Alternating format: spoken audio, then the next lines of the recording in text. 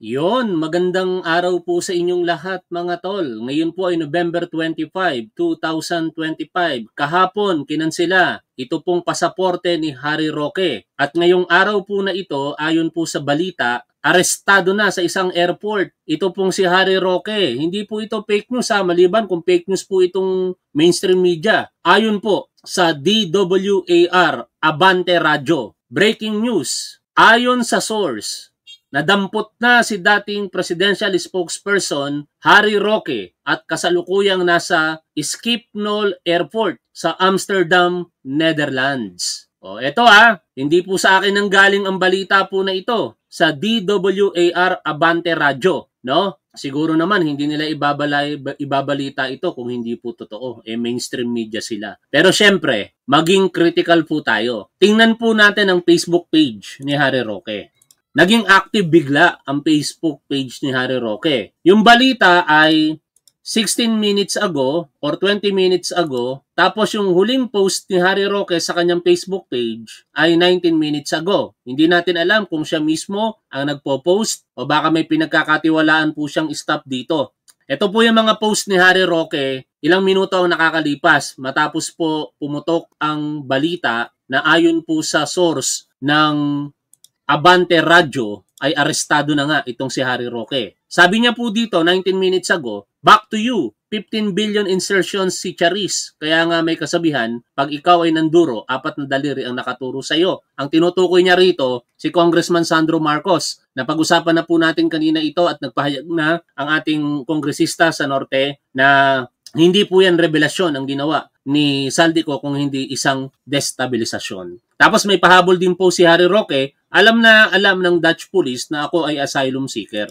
Tingnan natin kung sino ang nagsasabi ngayon ng totoo. Si Harry Roque ba sa kanyang Facebook page o ito pong balita mula po sa DWAR Abante Radio? Ayon sa source, nadampot na si dating presidential spokesperson Harry Roque at kasalukuyang nasa Schiphol Airport sa Amsterdam, Netherlands. Ganito kasi ang sitwasyon dyan mga tol. Nasa Netherlands po yan kung paano po nila i-appreciate ang sitwasyon ni Harry Roque. Kung yung proseso ba ng political asylum application niya o yung proseso ba ng pagiging undocumented alien. Kasi the moment na tinanggal po ang pasaporte kay Harry Roque, wala na po siyang legal na kadahilanan para po manatili pa sa ibang bansa. Dapat manumbalik na po siya rito sa Pilipinas. At yun po ang maaaring gamitin kapangyarihan ng Netherlands para arestuhin at i-deport pabalik dito sa Pilipinas itong si Harry Roque. Kung matatandaan po ninyo kanina lamang, tinanong nga po ito sa naging press conference ng Department of Justice at itinuturing na pong fugitive from justice o takas sa batas itong si Harry Roque. Balikan po natin.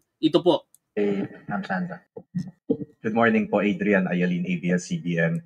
Sirs, ano na po ang plano ngayon kay Attorney Harry Roque considering na may asylum po siyang ina-undergo na proseso?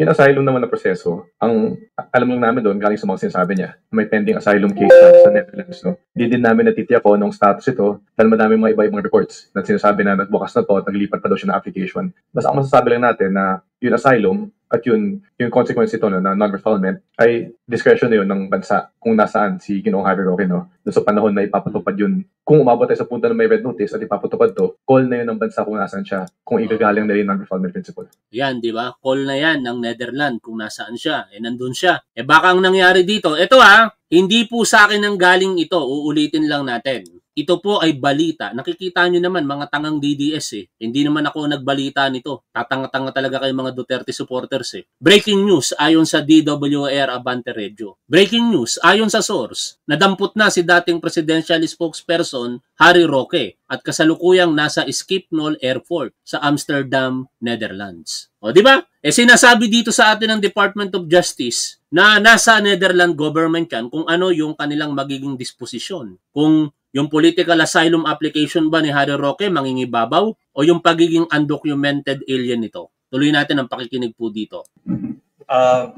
Dagdag ko lang, no? Tandaan natin, ang pinatutupad natin dito ay isang kautusan ng ating husgado. So gusto nating matupad na makuha siya. Kung ano man yung magiging depensa ng isang akusado tulad ni Mr. Roque, diskarte niya na yun di ba? So tayo bilang bilang law enforcement agency, bilang law agency, bilang taga-usig, may mga pamamaraan din tayo para makuha natin yung jurisdiction over him. So basically, ganun yun, di ba? Nagtatagisan kayo ng galing, di ba? Yung opensa at depensa.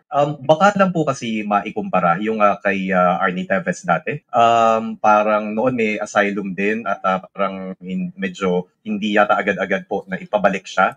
So parang ganun din po ba yung mangyayari na hahayaan yung asylum process? Or this time kay Attorney Harry Roque mas mabilis yung proseso?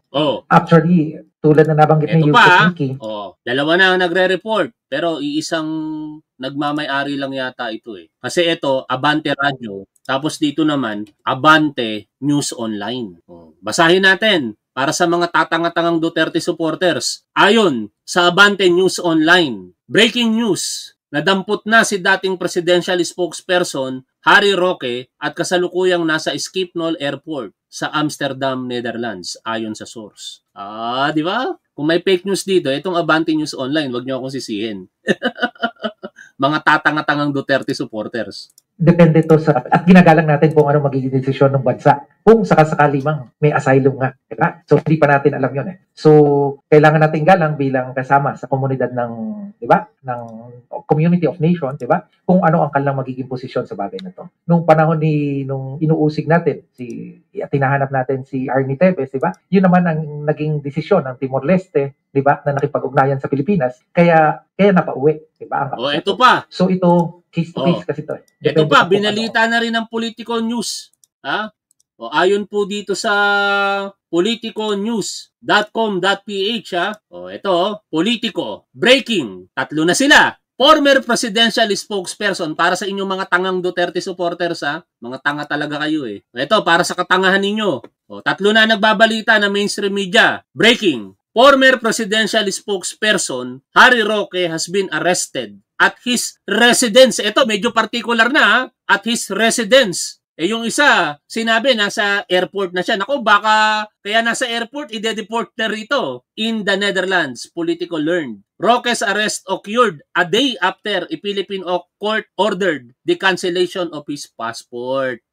Mga tangang Duterte supporter. 3 mainstream media na nagsasalita. Magiging posisyon ng bansa na kung saan ang daming if dito, ang daming condition.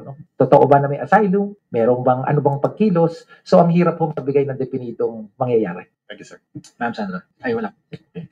Doon sa kung mangyayari po for example na i-allow ng government ng Netherlands po yung ano po ba, in what process? Like, he will be an undocumented alien, so he will be deported back? Ano po yung gagamitin na term or process po for him to come back here? Ang tawag po namin dyan, napaka-speculative po ng pinag-uusapan natin. At pangalawa po, pipigilan ko na rin po kahit sino kasama ko dito na sumagot sa ganyang tanong kasi natitelegraph po di ba? So, ayaw ko namang ipabasa sa ating mga katunggali, di ba? Sa ating inuusig, yung gagawin ng gobyerno o ng Department of Justice, di ba? But is there an initiative from our government to coordinate already with the government in the Netherlands na iparating po na he is facing charges here? Yeah. Currently, as of today, we have a pending red notice application.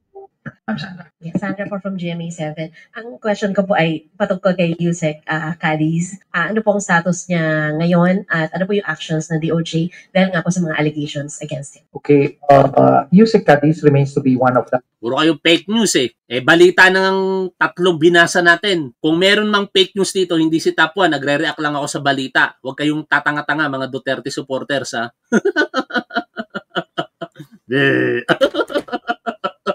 Arestado na si Harry Roque. Buti nga sa'yo. Yung kawalang-hiyaan mo may katapusan. Harapin mo na kasi, Harry Roque, yung iyong mga kasalanan dito sa Pilipinas. Kung wala kang kasalanan, ang galing-galing mong abogado. Makakakuha ka ng marami ding magagaling abogado. The undersecretaries of the department, he is on leave, Actually, he applied for a leave of absence since the 17th, Pero in view of yung work buti nga dito, I was... Asar tayo. Buti nga. Kau talaga, Harry Roque. Pakinggan natin si Acting Secretary Bida. Na-approve ko yung leave niya 21. So, he is on leave officially since the 21st of November. Okay. Diba, addressing concerns about information relative to flood control controversy relative. Nung nagpa-convene po niyan sometime in August si then Secretary, now Ombudsman Boying Rimulya, for all the USECs and ASECs of the department to help in vetting yung mga information na dumadating. Dalawa po kami. Ako po, kasi may iba po akong tasking kay then Ombudsman, pati po si Yusek Cadiz. Iba to. Dalawa po kami na hindi na Pag-usapan natin yung naging interview ni Gretchen Ho dito kay former IBP President, no? At dito tinalakay nga nila yung sitwasyon ni Harry Roque. Mukhang malinaw mga tol na kung may katotohanan itong binalita ng mainstream media na arestado na si Harry Roque, hindi na nirespeto. I mean, mas pinahalagahan ngayon ng Netherlands government yung pagiging undocumented alien nitong si Harry Roque. Kasi alam nyo mga tol, napakaseryosong krimen naman kasi ng kinakaharap nitong si Harry Roque. Trafficking in person. Diba? Alam nyo, ang trafficking in person ay karumal-dumal na krimen po yan. Hindi yan katanggap-tanggap talaga. Ang kaparusahan nga niyan, kung wala lang batas na umiiral na nagpipigil sa parusang kamatayan, ay death penalty. Qualified trafficking in person, death penalty dapat yan Kaso lang by Operation of 9346, Republic Act 9346, prohibiting the imposition of death penalty, naging life imprisonment na lang yan. Kaya life imprisonment kasi karumal-dumal. Tapos ipagtatanggol nyo pa to si Harry Roque? Okay, na-cancel na ko yung passport ni President Spokesperson Harry Roque, former. And what is the legal threshold for doing just that? Is it enough that you have charges against you back home? Yeah, of course. Once the passport is cancelled, then he becomes an undocumented alien in foreign country where he may be found. Yun yung sinasabi dito Diba? Nakansela ang kanyang pasaporte kahapon. Ano ang epekto nun? Consequence. The undocumented alien siya, kung siya'y nananatili sa Netherlands, wala nang legal na basihan para pamanatili siya doon. Kung ang gawin ng Netherlands, wala namang kwenta yung argumento mo sa political asylum application mo na ikaw ay politically persecuted. Wala siyang magagawa doon. Netherlands ang masusunod, hindi si Harry Roque. Hindi yung inaargumento niya na yun ang sinasabi ng batas tungkol sa political asylum seeker. No, hindi si Harry Roque ang masusunod. Netherlands government ang masusunod. At kung pinili ng Netherlands government na arestuhin siya, wala kang magagawa, Harry Roque. Ganun lang yung kasimple. And under the national laws of these countries, if there's an undocumented alien, he is deported back to his country of origin. Pero yung basis po for the cancellation of passport, what would it require of the law to... Mukhang hindi si Harry Roque ang nagpo-post ng kanyang Facebook, mga tol. Kasi kung arestado na ito, dapat di na siya nakaka-access ng Facebook niya, di ba? Every now and then nagpo-post ngayon, o meron na naman post, panay banat pa rin sa kasalukuyang gobyerno, di ba? May issue ba Tatay Digong na siya nagdodroga? Meron. Inamin niya nga gumagamit siya ng marijuana. Inamin niya nga na siya'y nag-over prescription ng fentanyl kasi feeling niya siya'y nasa cloud 9. Tinatanong pa ba yan, Harry Roque? Ang tanga naman talaga. Tuloy tayo sa pakikinig po dito. Allow for that to happen. But the prosecution has to request for... Sige, fake news na ako. Kung fake news, ang mahalaga, arestado na siya. That of the court. So they will inform the court of the need and justify the need for the cancellation of passport. And I think the court... Ang sarap mga sar, arestado si Harry Roque. Wala na kayong magagawa. Arestado na si Harry Roque. Babay mga tol. Maraming salamat. Shoutout po sa 2,600 watching. Lagi nating tandaan kung ano po ang tama at dapat, doon po tayo. Keep safe. See you always. Idagdag natin to. Huwag natin gayahin ang katangahan ng mga Duterte supporters. Bye for now mga tol.